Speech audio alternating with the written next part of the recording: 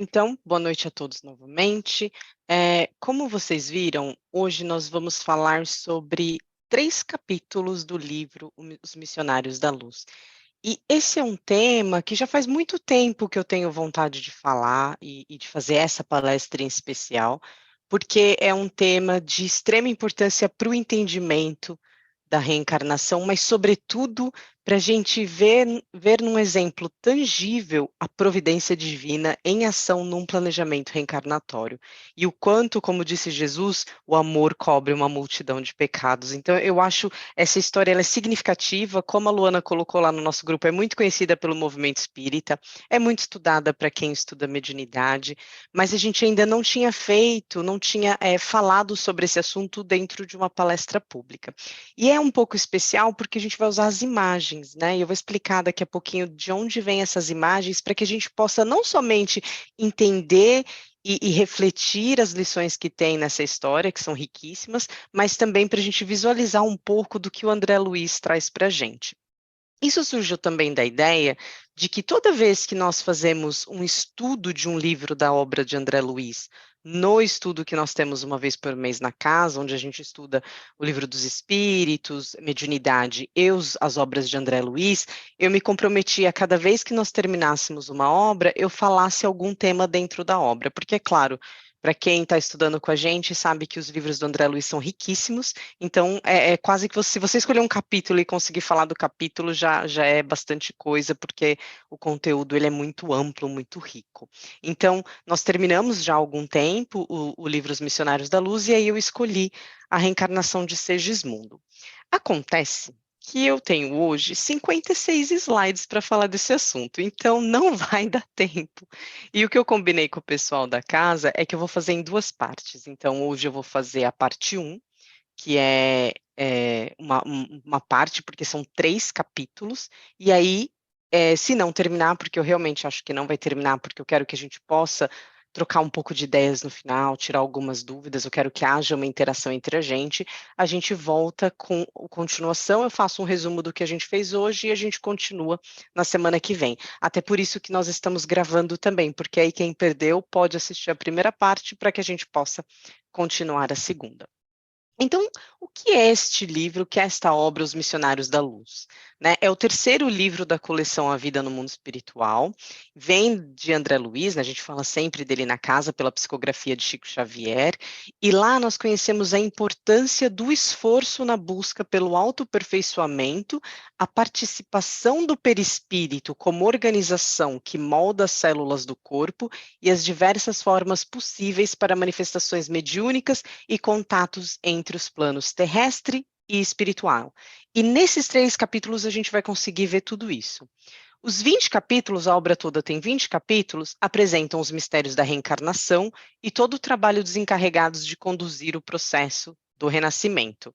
É a continuidade do aprendizado na vida espiritual e da certeza que a morte física é apenas o início de uma nova jornada. E aí, como eu disse, a gente vai ver também a providência divina que sempre fornece ao homem uma nova oportunidade, um novo campo de trabalho. Então a nossa evolução, a nossa renovação, ela é incessante e a gente vai conseguir enxergar isso. Antes da gente entrar propriamente na história, cabe algumas observações. Eu vou utilizar nesta palestra as imagens do projeto Imagem. É um projeto que ele é feito pelo Açucena, onde ele, junto com um desenhista, verificaram o que aquela cena estava dizendo em relação a visual, né? Como que a gente poderia colocar numa foto, num desenho, de uma forma visual, a cena que o André Luiz está se referindo. Então, aqui do lado esquerdo, no meu esquerdo, eu tenho as informações em relação a esse projeto. Se alguém tiver qualquer pergunta em relação ao projeto, pode me procurar, pode falar comigo. Acho que já é a terceira obra que eu utilizo. Se eu não me engano, em 2020 nós falamos aqui na casa sobre a 2000 anos, e agora a gente vai usar as imagens daqui. E aí é importante, como a gente vai pegar 3 capítulos no meio do livro, eu queria só que vocês, alguns de vocês que não leram a obra ainda, eu gostaria de situar quem são os personagens, de quem que eu vou estar falando o tempo todo. Então, Alexandre é o instrutor e condutor do processo, então ele é o benfeitor dessa obra. Durante toda o livro Os Missionários, o Alexandre, ele vai aparecer como o benfeitor.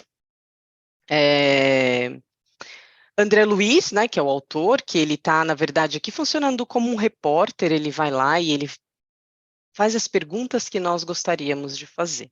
O Herculano, que é instrutor e futuro guia de Segismundo, nós vamos falar sobre a reencarnação do espírito Segismundo, então o Herculano é o instrutor e futuro guia dele, né, o mentor dele.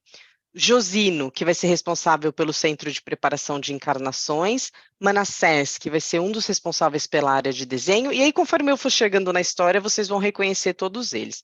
O Segismundo, que quer reencarnar, a Raquel, que é a mãe, Adelino, que é o pai, e que já estão encarnados, e Joãozinho, que vai ser o primeiro filho do casal, que tem 3 anos e também vai ser fundamental na história de hoje. Eu só gostaria de corrigir que esse projeto Imagem é do Américo Almeida, tá? Então, é ele que facilita esse projeto para a gente. E aí nós vamos separar a fala em 3 blocos, que são ligados aos 3 capítulos. O primeiro, que é informações, muitas informações e muitas reflexões do André Luiz em relação à preparação de experiências, como que a gente se prepara quando a gente quer vivenciar uma experiência, como foi a preparação do André Luiz, nesse caso, para acompanhar o planejamento reencarnatório de Segismundo, como que foi, num segundo momento, como que foi esse planejamento de Segismundo, qual foi a intercessão que aconteceu, como que os benfeitores atuaram e como funciona a proteção divina num processo de reencarnação, né? Como que a gente consegue visualizar isso de uma maneira tão tangível num processo de reencarnação. E aí, para começar a falar disso, eu gostaria de voltar em algo muito básico, mas de extrema importância para que todos possam entender, porque a gente vai falar muito disso ao longo dessas 2 palestras, que é o que é perispírito, né? Então, se a gente olha aí a figura, na verdade, a gente tem essa forma um pouco sem forma, eu diria assim, né? Como se fosse um foco de luz, que é o espírito mesmo, o espírito eterno, aquele que a gente carrega da nossa criação até a eternidade. Nós temos o perispírito, que Kardec ele define tanto no Livro dos Espíritos quanto no Livro dos Médiuns, e aí eu busquei aqui a definição do Livro dos Médiuns, onde ele vai falar que a palavra perispírito vem do grego peri, que quer dizer em torno, e se refere ao envoltório semimaterial do espírito. Nos encarnados, serve de intermediário entre o espírito e a matéria, o corpo físico que a gente está vendo aí logo à direita. E nos espíritos errantes, né, errantes que estão na erraticidade e que estão desencarnados, ele constitui o corpo fluídico do espírito. Então, quando a gente fala, às vezes as pessoas falam assim, eu vi um espírito. Na verdade, o que ela viu foi um perispírito, foi a forma que aquele espírito tem através desse envoltório semimaterial. E aí eu não vou entrar em muitos detalhes, porque nós temos, quando a gente estuda o ESD, e quando a gente tiver novamente o ESD na casa, a gente vai estudar mais ou menos, acho que em 4 temas de um módulo inteiro sobre o perispírito, porque é um assunto de extrema importância dentro do espiritismo, para que a gente entenda o processo de reencarnação. Mas aqui é só para a gente relembrar o conceito e pontuar algumas coisas muito importantes. Primeiro, geralmente, quando a pessoa está encarnada, então eu, Anne, estou encarnada, estou reencarnada hoje, e aí eu desencarno. Quando eu desencarnar, normalmente, não é uma regra, mas normalmente eu levo essa aparência que eu tenho hoje para o mundo espiritual. Então, eu deixo o meu corpo físico, que fica aqui na Terra, apodrece, ou crema, qualquer coisa, e aí eu vou para o plano espiritual, e aí eu mantenho essa forma. Então, quem me vê no plano espiritual, ou quem me vê chegando na casa de alguém, espero que eu não perturbe ninguém quando eu morrer, mas se eu chegar, por exemplo, numa reunião mediúnica, se eu tiver a dádiva de ser trabalhadora, a pessoa vai olhar e falar assim, nossa, é a Anne. Então, o que ela vai estar vendo ali é o meu perispírito. Mas vamos supor que eu chegue ali no plano espiritual e fale assim, nossa, mas a reencarnação que mais foi significativa para mim, mais cara ao meu coração, foi de 500 anos atrás. Posso eu tomar essa forma? Sim. né? Então, não necessariamente eu vou estar sempre com o último corpo que eu reencarnei, mas, de forma geral, os espíritos tendem a manter essa última reencarnação, tá? Não é uma regra, é só para a gente poder entender quando a gente fala de perispírito. Então, quando a gente vê, por exemplo, um desenho do André Luiz, uma pintura da Joana de Ângeles, né? A gente sempre vê a Joana de Ângeles com aquela mesma aparência, vestindo aquela roupa de freira azul, daquele rosto super angelical. Essa é a apresentação dela com o perispírito. E aí, quando alguém tem a intuição e desenha, ou mostra de alguma forma, pinta um quadro sobre ela e o Divaldo confirma, é porque ele está vendo ali o perispírito da Joana de Ângeles. Tudo bem? Se alguém tiver alguma pergunta, mais para o final a gente pode falar um pouco mais de perispírito. Lembrando que isso que eu acabei de explicar, a gente chama de plasticidade do perispírito, ou seja, como ele toma formas diferentes. E aí isso vai ser importante para a gente entender como que o Segismundo sai de uma forma e vai para outra, tá? Mas a gente pode falar um pouquinho sobre esse conceito mais no final ou durante os estudos da casa, mas só para que a gente possa entender. Então, se a gente começar pela preparação de experiências, a gente vai ver logo no início desse capítulo, que, a propósito, é o capítulo 12 do livro Missionários da Luz, começa lá e acho que são 3 capítulos, tem mais de 50 páginas, é quase que o meio todo da obra. A gente vai ver Alexandre, André e Herculano voltando de atividades que eles estavam junto à Terra, que está descrita no capítulo anterior. E aí, aqui, vocês veem o André Luiz, o Alexandre e o Herculano de túnica amarela. E o Herculano, ele vem interceder justamente por Segismundo, ele vem pedir para o Alexandre, para o Segismundo. E aí ele fala de uma forma bem resumida que ele está tendo problema para reencarnar. E aí ele fala assim: você se recorda, Alexandre, do nosso amigo Segismundo? Ele fala: como não?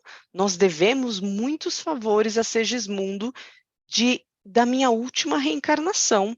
Aí ele fala assim: pois é, mas mesmo Segismundo tendo sido generoso conosco, ele tem compromissos muito pesados no passado. E ele tem que reaver esse compromisso, e a Raquel e o Adelino, que já estão reencarnados e envolvidos com o drama do Segismundo, eles já estão esperando para ser os seus futuros pais. E aí, como o André Luiz está lá, eles esclarecem para o André Luiz que o Adelino, que seria agora o pai de Segismundo, ele foi morto num duelo pelo Segismundo. E agora o que que acontece? Como houve um drama entre ele, a Raquel e o Segismundo, com a aproximação do Segismundo para a reencarnação, ele começa a repelir a presença dele, principalmente nas horas do sono físico. Então, Adelino, ele ainda guarda pensamentos de ódio, ciúme, porque houve um problema entre ele, a Raquel e o Segismundo, que eu já vou explicar daqui a pouco. Aí o Alexandre fala assim: claro, vamos cooperar para que a gente possa conversar com o Adelino e com o Segismundo e facilitar esse planejamento de reencarnação. E aí o Herculano agradece e o André Luiz fica olhando, e aí o Alexandre esclarece para ele. Ele fala assim, que, na verdade, a Raquel era casada com o Adelino na última reencarnação do Alexandre. A Raquel era casada com o Adelino. Ela acabou se envolvendo com o Segismundo, que não só matou o Adelino, como a Raquel acabou indo para a prostituição. Então foi um drama muito doloroso. E o André Luiz fala assim: mas vocês vão interferir nesse drama? E o Alexandre diz assim: você ficaria abismado em saber o quanto nós interferimos junto aos encarnados, né? Então a gente vai ver isso, o quanto os espíritos, nesse caso, desse exemplo que a gente está dando, pode ajudar dentro de um planejamento de reencarnados. Então ele contou para o Alexandre a história do Segismundo, da Adeline e da Raquel, e vocês podem ver aqui na foto umas fotos bem tristes, né, deles no plano inferior, porque o Alexandre conta para ele que eles ficaram quase 40 anos no plano inferior, depois dessa paixão desvarada, porque assim, os 3 erraram, né, então foram os 3 para o plano inferior. a Raquel e o Segismundo por se envolver, e o Adelino por acabar e o Segismundo por acabar matando a Adelina. Adelino desencarnou com muito ódio, com muita raiva. A Raquel, muito arrependida, acabou sendo jogada, como a gente disse, para o prostíbulo, e aí isso fez com que os três desencarnassem com muito ódio, com muita desesperação e ficassem muitos anos ali no plano espírito inferior. Só que, como a providência não deixa ninguém desamparado, eles tiveram intercessão de muitos amigos, e aí eles decidiram que os três voltariam novamente para tentar reconciliar, onde a Raquel voltaria casada com o Adelino da mesma forma, e o Segismundo agora voltaria como o segundo filho do casal. Mas o que aconteceu? Como muitos de nós que fazemos um compromisso no nosso planejamento reencarnatório, no momento que ele mergulha na carne, com as dificuldades, ele começou a se esquecer deste compromisso e aí começou a repelir a reencarnação do Segismundo. E aí o André Luiz ele ficou muito, não diria curioso, mas ele ficou muito interessado em acompanhar esse caso, porque ele nunca tinha visto de perto um planejamento reencarnatório, ele nunca tinha visto de perto uma reencarnação do começo ao fim. E aí o Alexandre, ele pede para o Alexandre para acompanhar o caso, e o Alexandre fala assim, tudo bem, você pode acompanhar, mas antes você precisa fazer um estágio no planejamento de reencarnações, porque é necessário que você entenda como funciona um planejamento reencarnatório antes de você acompanhar o processo do Segismundo para que tenha um melhor proveito. Eu achei isso de um ensinamento muito profundo, porque às vezes a gente quer fazer algo em nossa vida, mas a gente não se prepara para aquilo. E aí o Alexandre fala que em qualquer cometimento que nós temos na vida, nós devemos nos preparar. E aí, claro, o primeiro que me vem à mente é quando a gente decide ser pai, mãe, e que na verdade muitos de nós não se prepara. Acha que vai conseguir, não, mas criar é fácil, a gente vai fazendo, da mesma forma que minha mãe fez, meu pai fez, e enfim, a gente vai para aquele cometimento que é extremamente delicado, que é educar um novo ser humano, receber um novo ser humano, e a gente não tem o devido preparo, o esforço de se preparar. E aí o André Luiz aprende nesse momento com Alexandre a necessidade de sempre que tiver um cometimento, ele primeiro se preparar para aquele.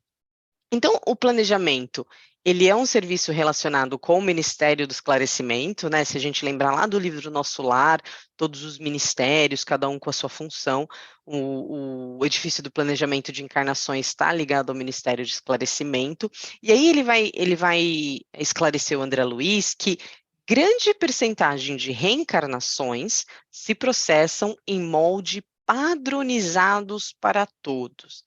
Algumas vezes as pessoas perguntam para a gente nos estudos ou nas palestras: todo mundo tem um planejamento reencarnatório? Nem todo mundo, né? Então, existem pessoas que sofrem um padrão de reencarnação porque elas ainda não conseguem participar do seu planejamento ou porque não tiveram intercessão de entes queridos que conseguem participar desse planejamento. Então, pode tanto você participar quanto algum ente querido seu, seja a mãe, seja o pai, seja uma tia, uma avó, quem for mais evoluído que a gente, que possa ali interferir e ter a concessão de participar do nosso planejamento. Mas, de uma forma geral, é um processo individual, extremamente complexo, e tem uma responsabilidade muito grande. Então, ele vai esclarecer também o Alexandre que colônias espirituais mais elevadas mantêm serviços especiais para a reencarnação de trabalhadores e missionários. Eu achei isso muito interessante porque ele vai descrever isso na obra do Mundo Maior, se eu não me engano, no outro livro dele, ele vai descrever como funciona a reencarnação de trabalhadores e missionários. E aí ele fala qual é a diferença de trabalhador e missionário, e a gente também fala muito disso na casa, então achei interessante trazer. Trabalhadores são companheiros não completamente redimidos, mas com grande soma de qualidades superiores.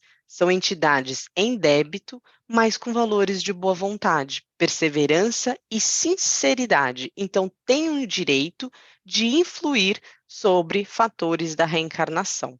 Então, é assim: o trabalhador é aquela pessoa que já conseguiu entender que o bem é o caminho, já conseguiu amealhar um pouquinho ali de virtude, alguma coisa na direção do bem, mas ainda tem pesados débitos, ainda precisa se recompor, ainda precisa reconstruir muita coisa que deixou para trás, mas já consegue ter o direito de perceber, de participar do seu planejamento, de perceber o que vai fazer bem ou não para ele, né? E a gente vai ver aí 2 exemplos de pessoas que participam diretamente do seu planejamento.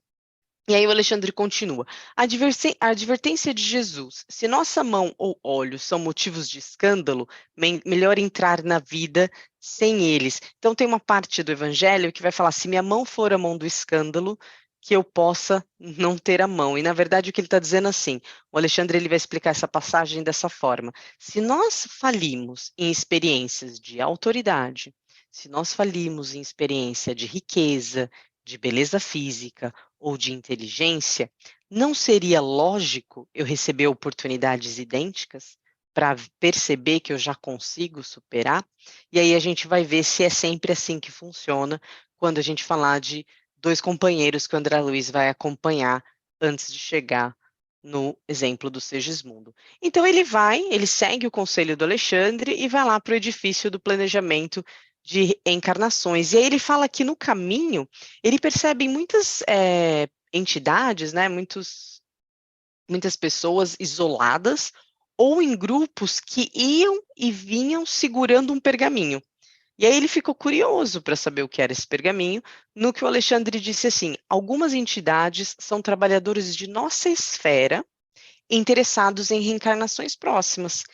Outras estão em trabalho de intercessão, obtendo favores para amigos íntimos. E aí, aquele pergaminho nada mais é do que o mapa da forma orgânica que é elaborado por orientadores do plano espiritual. Então, ou é a pessoa já planejando a sua próxima reencarnação, ou alguém que está ali tentando interferir por alguém que ama, e aí carrega esse planejamento que é um mapa de como vai ser o corpo físico. E isso é de um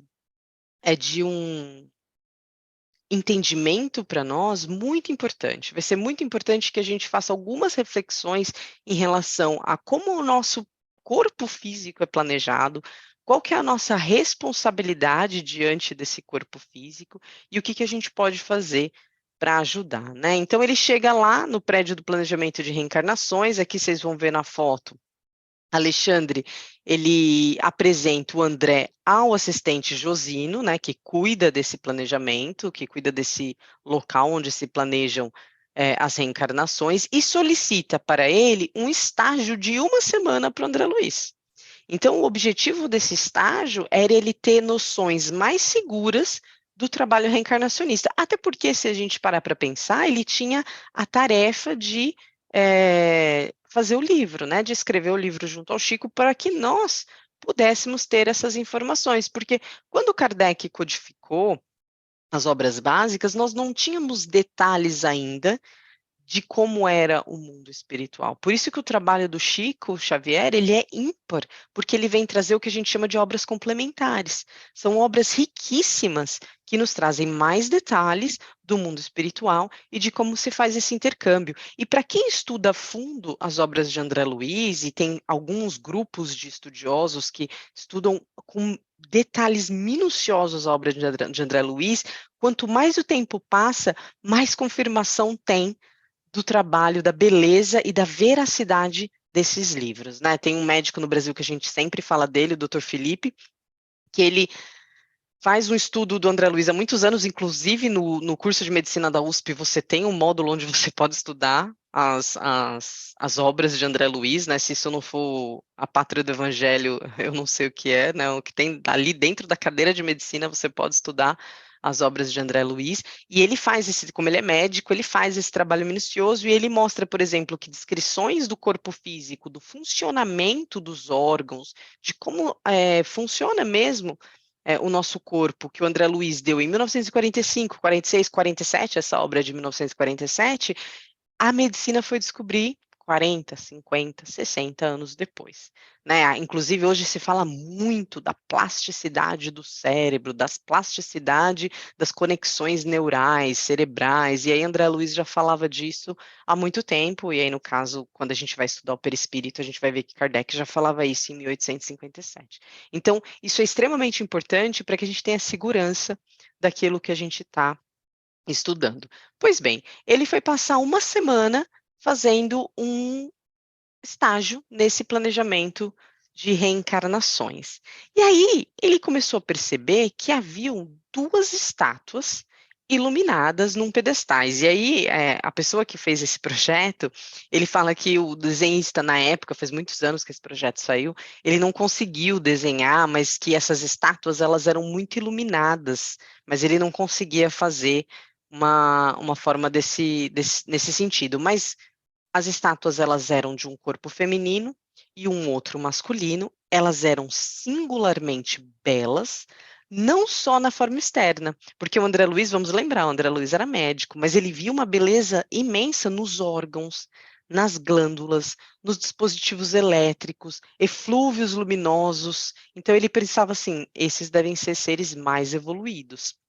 E aí o Josino, que tinha recebido ele, comenta justamente isso.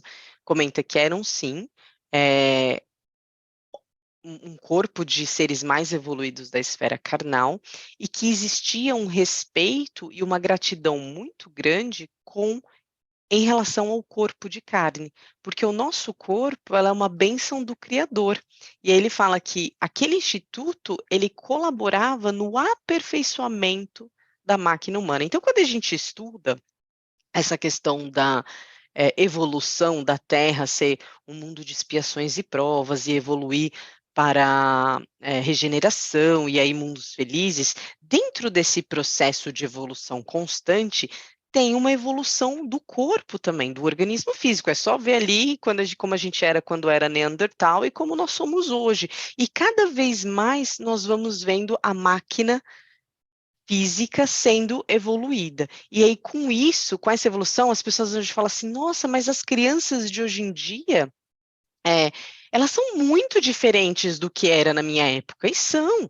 As crianças de hoje em dia, elas trazem uma inteligência, elas trazem muitas vezes aptidões que não existia há 50, 100 anos atrás. E isso faz parte da evolução. Então, tudo isso acompanha uma evolução do corpo físico, e aí, instituições como essa de planejamento também colaborava para o aperfeiçoamento da máquina humana. E aí o Josino convida o André para observar os detalhes dessas estátuas, né?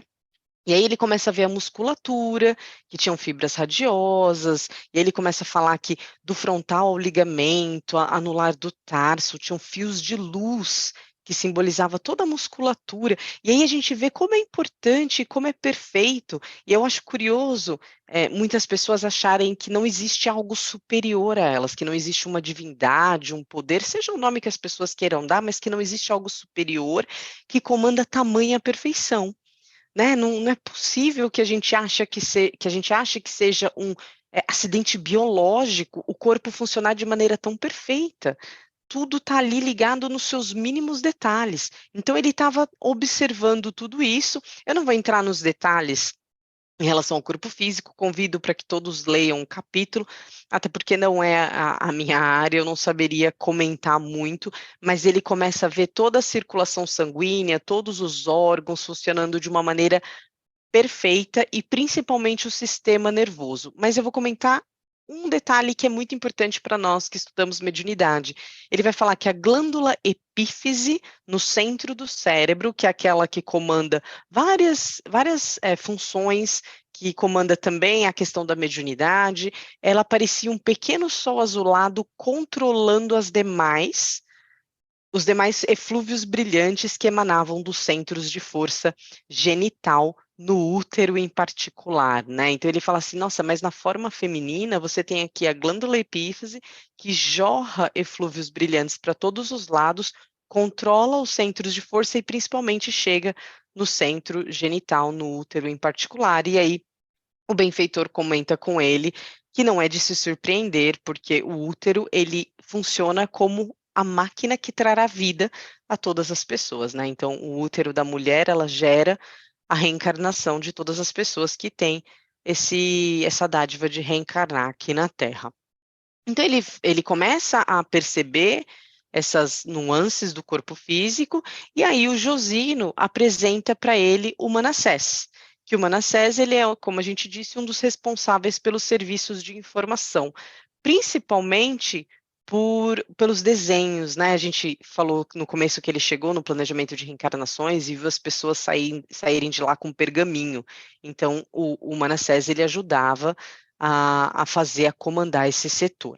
E aí o André ele foi recebido com muita simpatia e já percebeu ali que o aprendizado dele ia ser muito bom, porque as pessoas que estavam recebendo eram livros volantes nas palavras dele, né? Então ele se aproxima do pavilhão de desenho, onde diversas pessoas vão traçar os seus planejamentos reencarnatórios.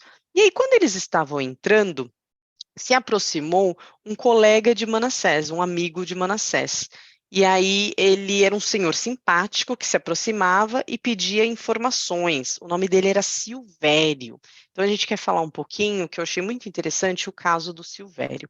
Então o Silvério era um colega que depois de 15 anos de trabalho nas atividades do auxílio, ou seja, ele estava 15 anos trabalhando lá na colônia espiritual, nas atividades que auxiliavam os outros, ele regressaria novamente à Terra para liquidar as suas contas, né? Então ele iria reencarnar para reconstruir o seu passado, para reconstruir os seus débitos. Mas ele estava hesitante, ele estava com medo, ele estava indeciso, porque ele falou assim: Manassés, a gente chega na Terra, tem o problema do esquecimento, e aí às vezes a gente contrai mais débitos do que paga os outros que a gente deve, né? Ao invés da gente se refazer e reconstruir os compromissos que nós deixamos, a gente acaba contraindo mais débitos, né? Então eu estou um pouco receoso de fazer isso. E aí o Manassés, ele procura animá-lo, fala para ele que nós temos grandes virtudes, belas realizações e que nós não precisaríamos reencarnar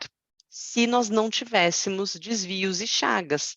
E se nós temos o véu do esquecimento quando nós reencarnamos, é porque isso é uma bênção divina. Imagina se já é difícil reencarnar e reconstruir sem lembrar, imagina se nós lembrássemos, né? A gente sempre fala disso na casa quando a gente fala de esquecimento do passado, né? Algumas pessoas brincam assim: ah, mas eu adoraria saber minhas reencarnações.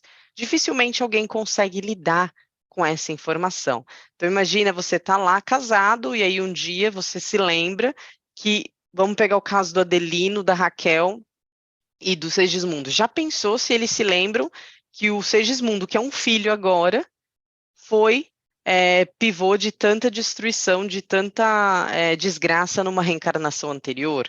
Isso com certeza atrapalharia muito o resgate daquelas criaturas. Então, o Manassés relembra a Silvério a importância e a dádiva desse esquecimento, né? E aí o Silvério olha para ele e fala assim: o meu modelo está pronto, ou seja, o desenho do meu corpo, aquilo que eu vou receber no meu reencarne já está pronto. E aí ele fala que ficaria pronto no dia seguinte, mas Manassés parabeniza Silvério por ter aceitado a sugestão de um defeito na perna. E aí o Silvério comenta assim: eu terei grandes dificuldades no início da minha vida, mas isso me fará muito bem, porque esse defeito que eu vou ter na perna, essa dificuldade, vai ser um antídoto ou uma sentinela contra a vaidade, que é algo que tem me feito cair em outras reencarnações. Então, às vezes, quando a gente se depara com alguma dificuldade muito grande, com uma prova muito grande de doença, de limitação do corpo físico, a gente, no desespero, acaba esquecendo que muitas vezes nós pedimos. Em todas as vezes, não há injustiça. De uma forma ou de outra, nós participamos daquilo. Mas muitas vezes, quando já temos um pouco mais de lucidez, nós solicitamos aquela Aquela prova, nós solicitamos aquela limitação física para que aquilo nos ajude a encarar uma limitação moral. Então, no caso do Silvério, como ele já tinha uma carteira de trabalho, né, ele já tinha o benefício do trabalho a favor dele, ele foi sugerido a ter um problema na perna e ele poderia aceitar ou não.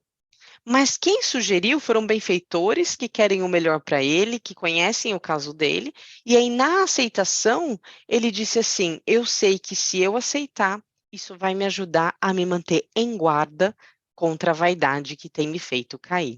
E aí ele faz uma outra pergunta: "Quanto tempo será a minha reencarnação?".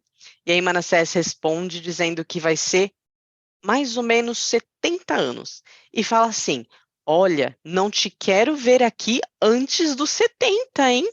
Aproveite a oportunidade e retorne na condição de um completista". Aí o André Luiz fala assim: "Completista?". E esse também é um termo que nós já usamos várias vezes, então eu trouxe aqui para a gente pensar junto, para a gente conversar um pouquinho sobre o que é ser um completista. Né, então Manassés vai explicar o seguinte para André Luiz, ele vai falar assim: "Completista é o título que designa os raros irmãos que aproveitaram todas as possibilidades construtivas que o corpo terrestre lhes oferecia. Em geral, quase todos nós, quando regressamos à esfera carnal, perdemos oportunidades muito importantes no desperdício das forças fisiológicas. Perambulamos por lá fazendo alguma coisa de útil para nós e para outrem, mas, por vezes, desprezamos 50, 60, 70% e frequentemente até mais de nossas possibilidades. Então, eu achei isso uma reflexão muito importante, porque quando a gente fala completista, é alguém que cuidou do seu corpo físico.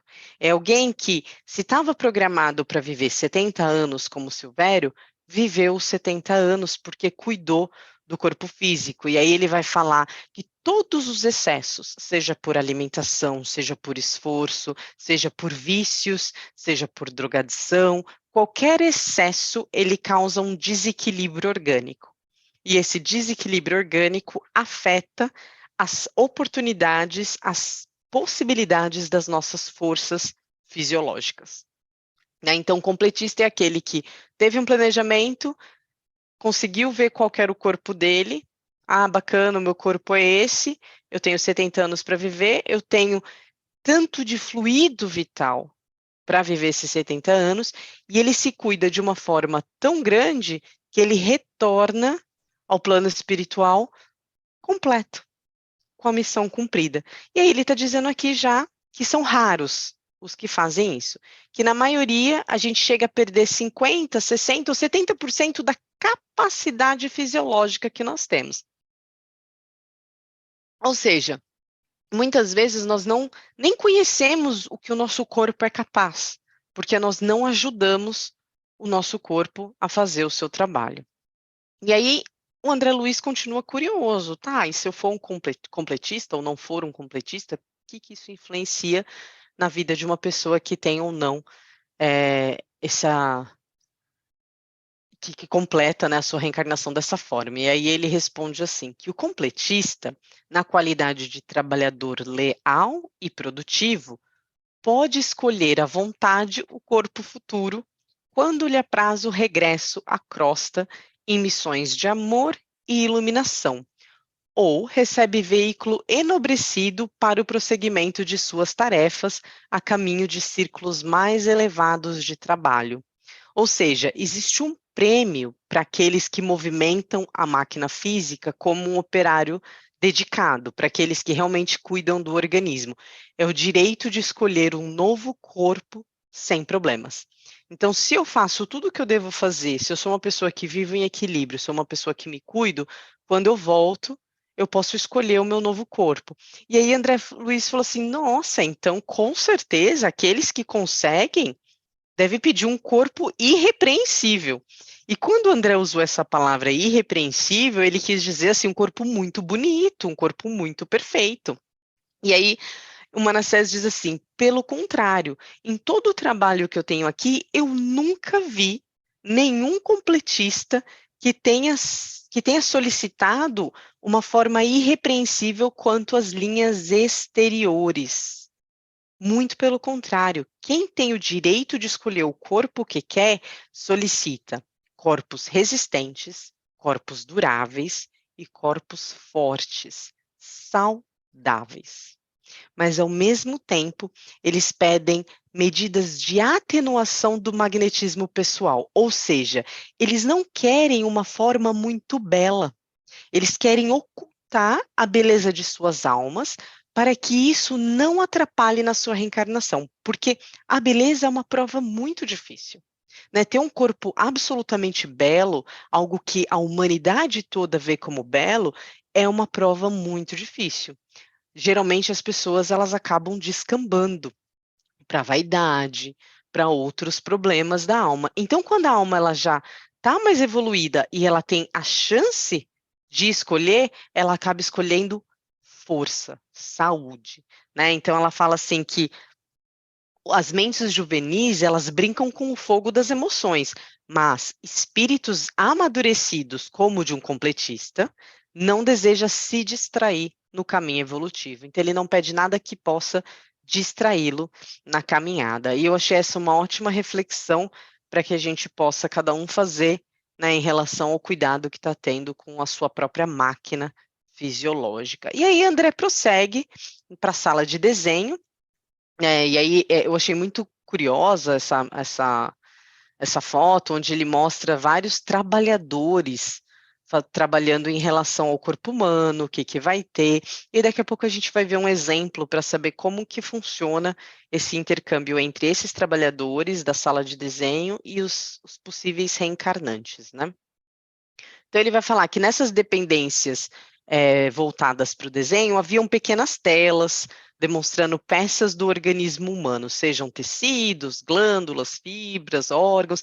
E aí, uma curiosidade sobre esse projeto, o desenhista, como já existiu o computador, ele não sabia ao que André Luiz estava se referindo. Certamente pode ser algo até mais evoluído do que a gente está vendo aqui agora, né? Mas ele fez diversos tipos, como se fosse um desenho, telas, para que pudesse exemplificar tudo o que poderia acontecer no mundo espiritual.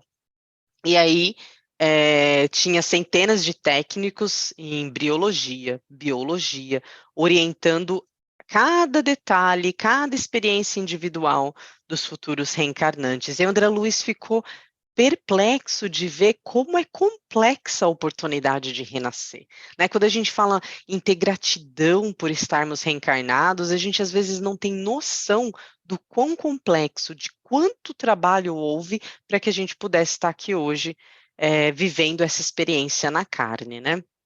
Então, é algo que tem um cuidado, um planejamento muito grande, e aí ele vai falar que o corpo humano é a mais importante moradia do ser humano, e é por isso que Jesus chamava de o templo do Senhor, né? E por isso que quando a gente vai estudar Evangelho, a gente vai ver que tem várias referências a essa questão do templo, né? É algo, realmente, se a gente tivesse noção do quão sagrado é o nosso corpo, talvez a gente trataria muitas vezes de forma diferente.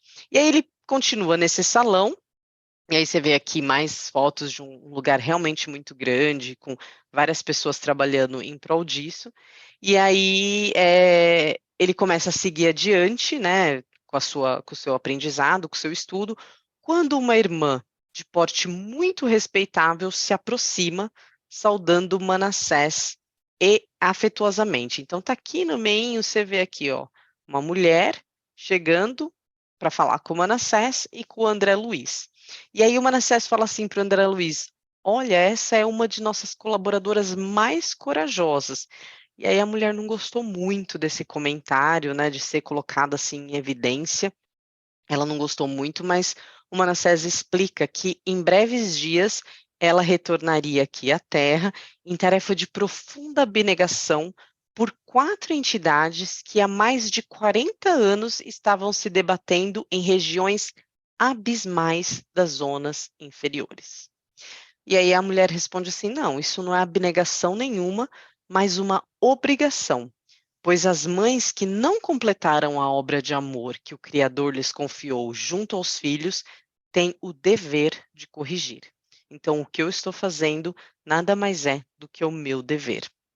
E aí, Manassés indaga se ela recebeu e está insatisfeita, e se ela está satisfeita com todos os projetos dos organismos, porque ela cuidava não apenas do planejamento dela, mas pela condição superior dela em relação aos 4 filhos, ela cuidava dela e dos 4 filhos também. E aí ela confirma que ela recebeu de todo mundo e que ela gostou muito do planejamento. E aí Anacleta despede-se e Manassés conta para o André Luiz a história dela. Então, ele contou que ela teve 4 filhos que caíram desastrosamente. E aí, essa história me chamou muita atenção, porque ele vai falar assim, que apesar do marido ser trabalhador e abastado e de energia construtiva, contrariava-lhe a influência, viciando o afeto de mãe com excessos de meiguice sem razão. Então, essa mãe, ela não cumpriu com o planejamento com o papel de maternidade dela, porque ela tinha excessos de meiguice sem razão. E aí ele não vai detalhar muito, né? Mas a gente está. Ele não vai detalhar muito o que aconteceu, mas ele fala que o marido tentava muitas vezes ter uma energia mais educadora, mais construtiva em casa, mas ela acabava como se ela estivesse protegendo demais os filhos. E aí os 3 rapazes e uma mulher caíram muito cedo em desregramentos de natureza física e moral, a pretexto de obrigações sociais. Então, da forma como ela criou eles, da forma como ela protegeu ele com esses excessos, eles acabaram, e não teve a parte moral, né? O livro deixa claro que ela não fez a educação moral deles. Eles acabam caindo muito cedo nos resgramentos, tinham um pretexto de estar vivendo a vida social da época, e eles acabam perdendo o corpo físico antes do tempo previsto. Ou seja, eles acabam aniquilando a máquina física através desses excessos. E aí, se a gente parar um pouco para ver isso, a gente pode fazer uma reflexão em relação à confusão que as pessoas fazem muitas vezes em relação à educação positiva, em relação à parentalidade gentil, que é um termo muito usado no Brasil hoje, que as pessoas acham que ser gentis com as crianças diz respeito a deixar a criança fazer tudo o que quer, a não educar, a não guiar a criança no caminho do bem, da ordem, da disciplina. Né? Então, são coisas que a gente vai estudar esse ano bastante isso, né? Acho que dia 8 a gente começa aí no nosso grupo de pais, para quem estiver interessado, a gente vai estudar sobre educação positiva, e a gente vai falar muito dessa diferença que eu me identifiquei, na verdade, não me identifiquei, mas identifiquei na fala do André Luiz, do Manassés para o André Luiz, exatamente isso. É a mãe que, a propósito de tratar bem os filhos, ela acaba perdendo a mão, acaba cometendo um excesso muito grande e acaba deixando de lado a sua tarefa de educação. E no caso, o pai também tem a mesma tarefa que a mãe, o pai tentava intervir, mas aí se a gente parar para pensar, se esse livro foi psicografado em 47, então você imagina que essa mãe era do século aí 18 para lá, porque eles estavam há 30 anos aguardando essa oportunidade. Então, a gente está falando aí de 1890, 1900, algo por aí. Então, imagina que o pai não tinha muito um papel preponderante na educação dos filhos, como poderia ter hoje. Mas, de certa forma, aí a gente. Só estou fazendo uma rápida reflexão em relação à diferença entre ser gentil ou ter excessos de meiguice sem razão. Né? A educação ela pode ser respeitosa, mas ela não pode ser falha, né? Ela não pode não existir. Nós temos que sim guiar e corrigir os nossos filhos no caminho para que eles não caiam como caíram os filhos da Anacleta, né? Então, depois dos filhos dela desencarnarem, ela voltou ao plano espiritual, ela não era má.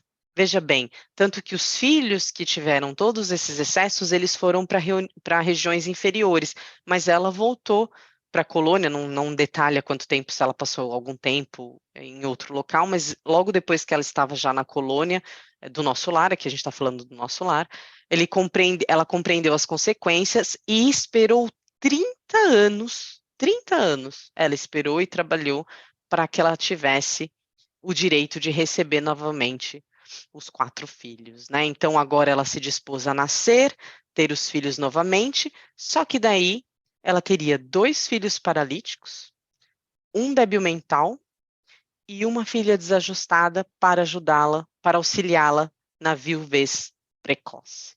Então olha só a oportunidade que ela desperdiçou e toda a reconstrução, como ela é muito mais trabalhosa, né? Então ela voltaria sim, e ela estava muito feliz com isso, porque ela trabalhou muito, mas agora a tarefa dela seria muito mais árdua, porque ela teria 2 filhos paralíticos, um débil mental, e a filha que seria desajustada seria a única que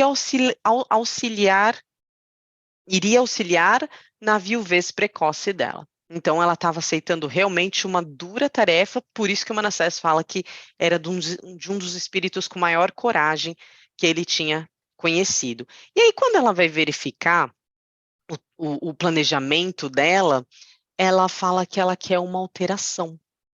Ela quer uma alteração importante porque ela percebeu que o corpo dela era muito belo.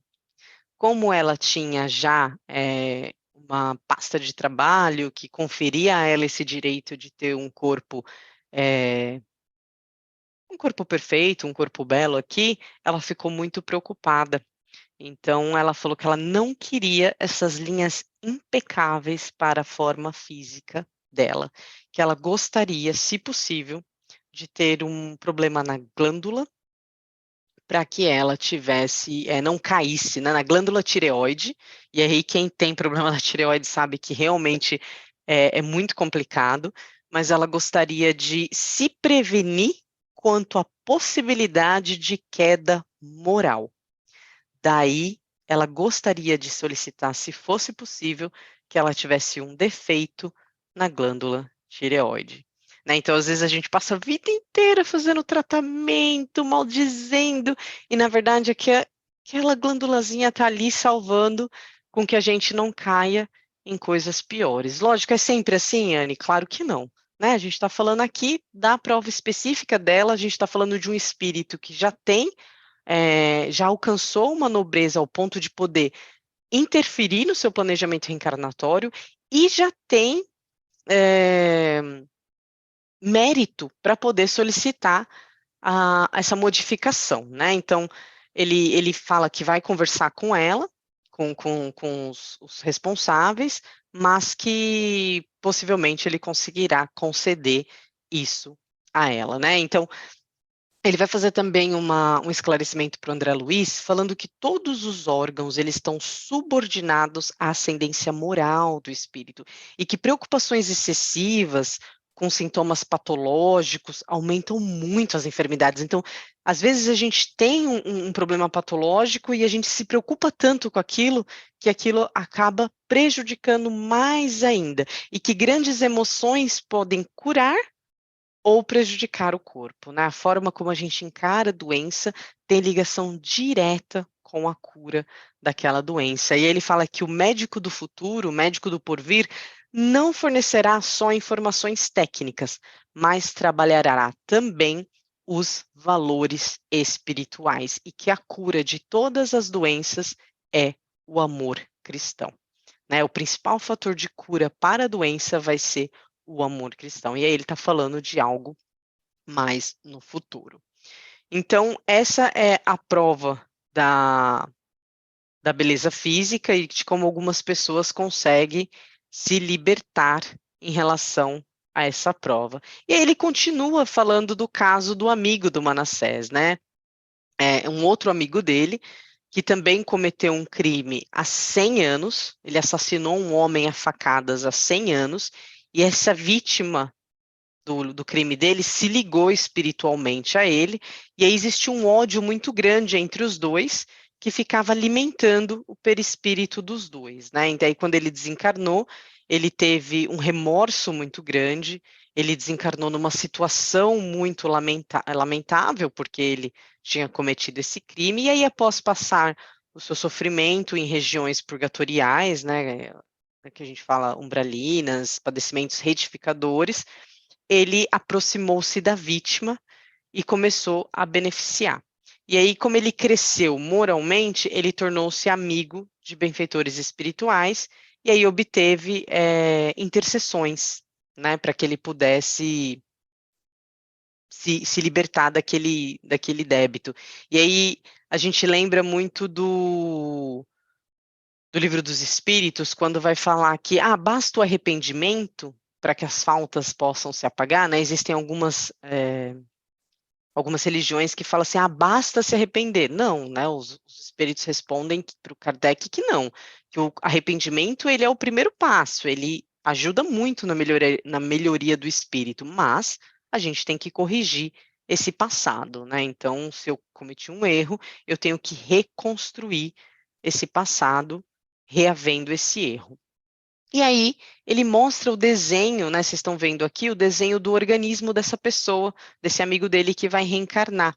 Então, ele fala assim: tá vendo essas manchas pretas aqui, esses pontos escuros, desde o cólon até o finalzinho aqui?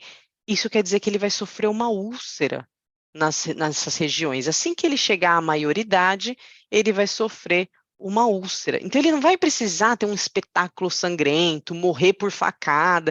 Tá vendo como a gente fala assim, não como que chama aquela expressão? Olho por olho, dente por dente. Não é assim que ocorre. O amor cobre uma multidão de pecados, né? Então, o fato dele ter se arrependido, o fato dele ter se aproximado da vítima e tentado beneficiar essa vítima, o fato dele ter trabalhado e melhorado, faz com que ele venha agora apenas com essa úlcera. Olha só, às vezes a gente vem com uma coisinha e reclama, e na verdade aquilo já é uma melhoria imensa, porque isso, ele fala que ele com isso vai carregar para o resto da vida essa, esse mal que ele fez para outra pessoa, mas não de uma forma espetaculosa. Então, ele explica assim para o André Luiz: a justiça se cumpre sempre, mas logo que o espírito se disponha à precisa transformação no Senhor, atenua-se o rigorismo da pena. O amor cobre a multidão de pecados. Então, a vida ela é uma sinfonia perfeita. Quando nós nos desafinamos ou estacionamos no serviço de recomposição da harmonia quebrada, a gente fica ali até o momento que a gente está preparado para refazer, para que a gente possa refazer os nossos erros do passado, e aí contamos muitas vezes, e a gente vai ver no exemplo do Segismundo, o quanto que a gente tem de ajuda do plano superior. Então, a gente chegou agora no planejamento de Segismundo, e aí a gente vai falar na próxima semana, como havia planejado, do planejamento do Segismundo e da providência divina.